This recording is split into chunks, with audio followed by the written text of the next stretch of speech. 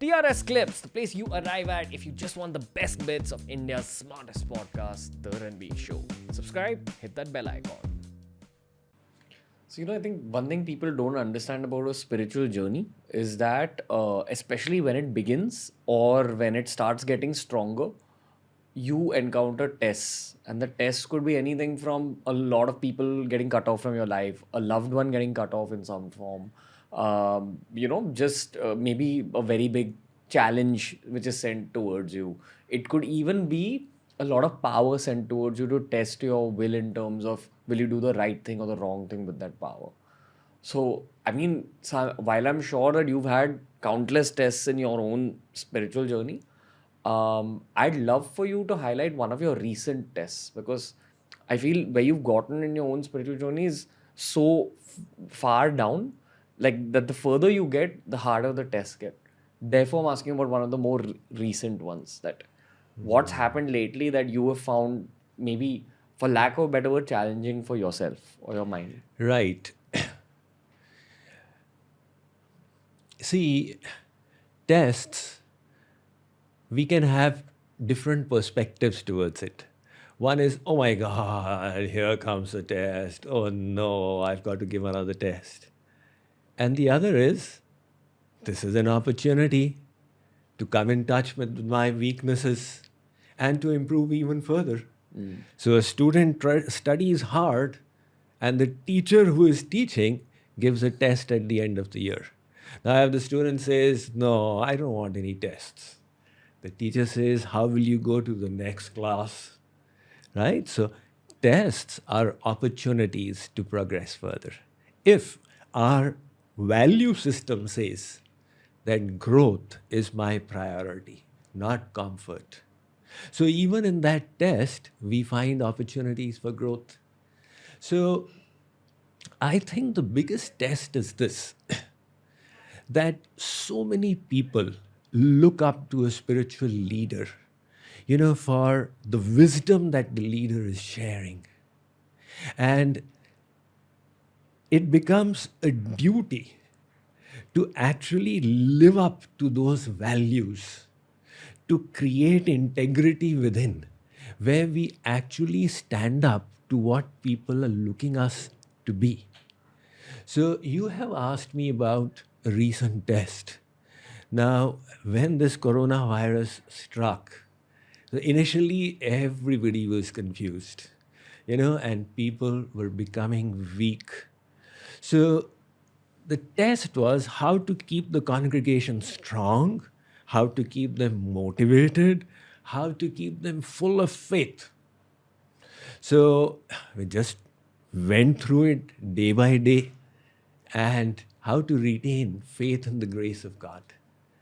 And the journey through the coronavirus was very interesting, where there were so many realizations on a regular basis.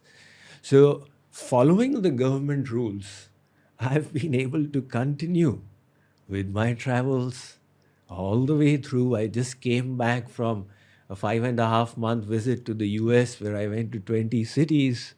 So of course, initially, there's a need, a little bit of courage.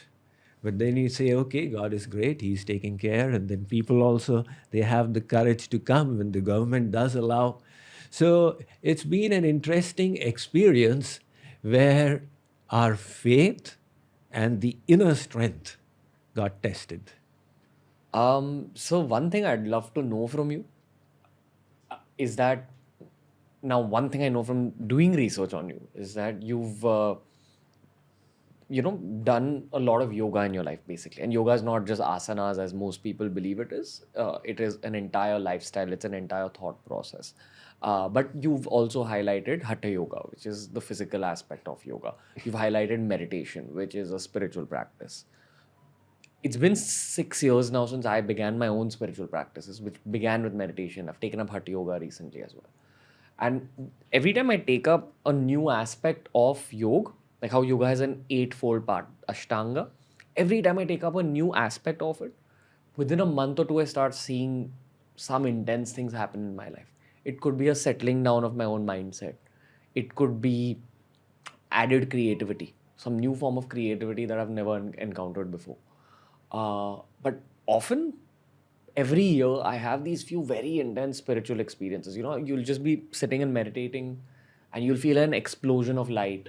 Maybe you'll feel an explosion of bliss. Maybe you'll feel an explosion of some past memory that you forgot, which had probably hurt you really badly, but you had buried it like in your own mind. You remember that and you kind of let that go. You wake up the next day feeling lighter. So again, from that perspective, I've assumed that this keeps happening along the spiritual journey. Like every time that you think it's over and that you think you've reached some sort of peak, it's not even like 1% of everything that's left. So if you're comfortable with it, I'd love to know some of your intense realizations or spiritual experiences from recently, considering where you are on your own path, considering how far you've gotten. Has there been any experience that's just wowed you? Maybe during an asana or during a meditation? The spiritual journey is extremely dynamic. And there are so many things that are beyond material perception. So when we follow this path, we start getting those experiences which are unique to everyone. Some people get more of them, some people get less of them. Because we have all come with different bank balances. So if you had this much of a bank balance, a little effort gives you more experiences. And somebody needs to put in more effort to reach that point. So the experiences of everyone are different. And these experiences, I've had a huge amount of them. I prefer to keep them personal. No, sure, sir. But at the same time, the experiences, they enhance our faith, or sometimes they just epiphanies, new realizations, or certain weaknesses you find they've just fallen off, etc. But the biggest experience we want to have is what? Now we may see a light, we may hear, we may get aromas, we may hear sounds. That's all very, very thrilling. But the biggest experience should be that my mind has become detached. And my mind has developed a deep longing for the Supreme. So the purification of the mind, or the imbuing of the mind with divine love, that's the experience which is of highest spiritual value. So, but why are these experiences given to us? These aromas, these lights, these sounds. Are these tests? Like, is it given to us to distract us? Initially, when somebody first steps on the path, these serve as encouragement. So, like they have beginner's luck, where somebody starts something new and that person is lucky. Because the universe is just encouraging that person to discover his or her destiny. Here, come on, here's a lollipop. So likewise on the spiritual journey also, initially we could get an experience that just fills us with inspiration or strengthens our faith. And then later on, these could become impediments. So there are yogic siddhis. When your mind becomes focused, you may start developing mystic powers. Now these mystic abilities could become a distraction because the mind finds them very fascinating. And then the mind goes away from the higher goal that was available.